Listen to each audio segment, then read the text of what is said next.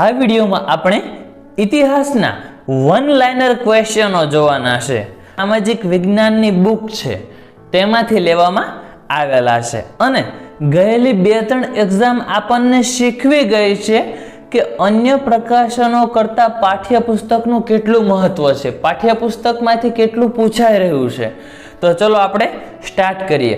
કાનપુરની મુક્તિ માટેની સેનાનું સેનાપતિ પદ કોને કુનેહપૂર્વક સંભાળ્યું? તો તાત્યા ટોપે. મતલબ કે બાહોશ, કર્મનિષ્ઠ, વફાદાર એવા એક યોદ્ધા હતા કે જેમને કાનપુરની જે સેના હતી એનું નેતૃત્વ કર્યું હતું. અને એમ કહેવાય છે કે તાત્યા ટોપે આપણું છોટા ઉદેપુર ગુજરાતનું જીતી લીધું હતું અને ત્યાં પણ 1857ના સંગ્રામમાં એ લડવા આવ્યા હતા અને પછી છેવટે અંગ્રેજોના હાથે પકડાઈ ગયા હતા. પહેલાં તો બહુ કુશળતાથી લડ્યા હતા, ઘણી માત આપી, છેવટે બધા કાવતરાઓને કારણે ફસાઈ ગયા અને પછી એમને ફાંસી આપવામાં આવી હતી.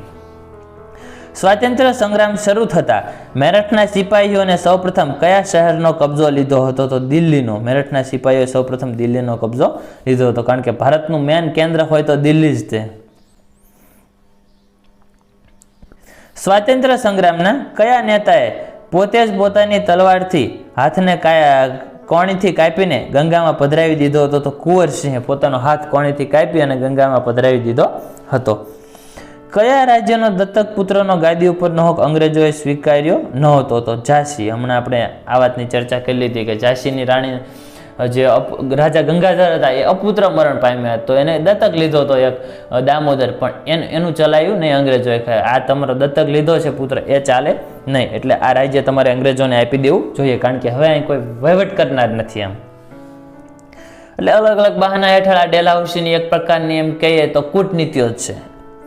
જૂન 1800માં ગુજરાતમાં સ્વાતંત્ર્ય સંગ્રામનો આરંભ કોણે કર્યો હતો? તો અમદાવાદની 7મી લશ્કરી ટુકડીએ. ગુજરાતનું ખાસ યાદ રાખવું.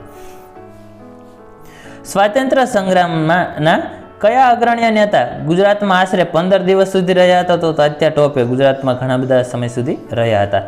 ઈસવીસન 1857ના સ્વાતંત્ર્ય સંગ્રામની શરૂઆત ક્યારે થઈ હતી? તો 10મી મે 1857માં.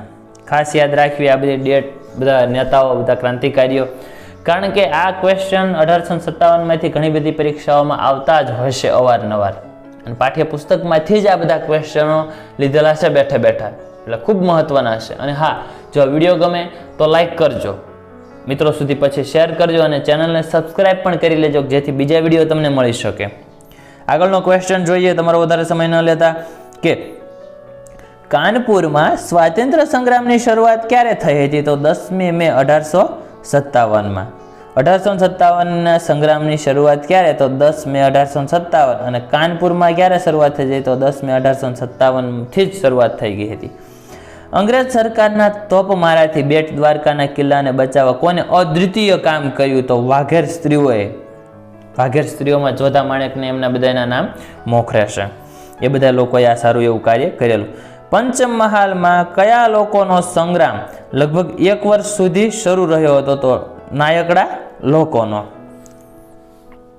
તાત્યા ટોપે જીવનના અંતિમ વર્ષો ક્યાં ગાળ્યા હોવાનું મનાય છે? તો નવસારીમાં અંતિમ દિવસોમાં ગાળ્યા હોવાનું મનાય છે. જોકે તાત્યા ટોપેની કોઈ મૃત્યુનો ચોક્કસ પ્રકારનો એવો કોઈ સ્થળનો નિર્દેશ નથી, પણ અમુક પ્રકારના એવું માનવામાં આવે છે, મનાય છે. નાના સાહેબ પેશવાએ પોતાના અંતિમ વર્ષો ક્યાં ગાળ્યા હોવાનું મનાય છે? તો સિંહોરમાં. હિન્દી સિપાહીને માસિક કેટલા રૂપિયા પગાર આપવામાં આવતો હતો? તો ખાલી 7 રૂપિયા જ તે. લશ્કરમાં ભારતીયો અને અંગ્રેજ સૈનિકોનું પ્રમાણ કેટલું હતું? તો લગભગ 6:1.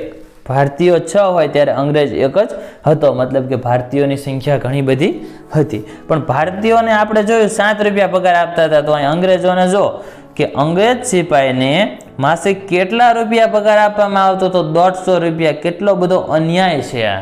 એટલે પ્રજા જે કંઈ છે, જે કંઈ સૈનિકો છે, એનામાં વિદ્રોહની ભાવના તો જાગવાની એ સ્વાભાવિક છે, એટલે એમના જ સૈનિકોએ એમની સમક્ષ બળવો કરેલો.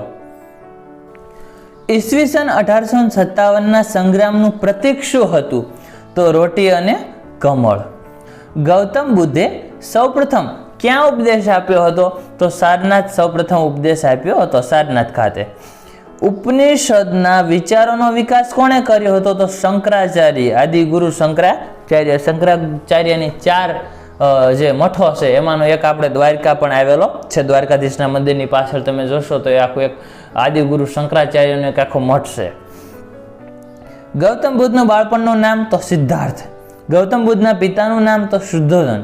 ગૌતમ બુદ્ધની પત્નીનું નામ તો યશોધરા. અને ગૌતમ બુદ્ધ કયા કુળના હતા તો ક્ષત્રિય. મૂળ નામ સિદ્ધાર્થ. આ વસ્તુ ખાસ આપણે યાદ રાખવાનું. પિતા શુદ્ધોધન અને માતા યશોધરા.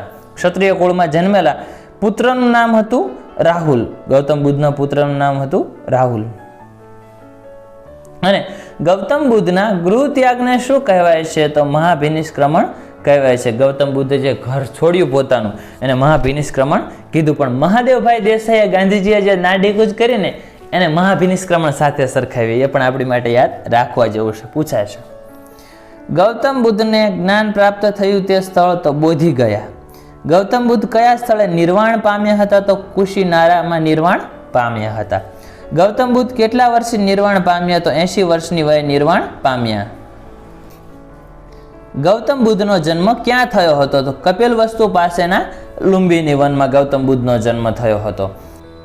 ગૌતમ બુદ્ધની માતાનું નામ તો માતાનું નામ હતું માયાવતી.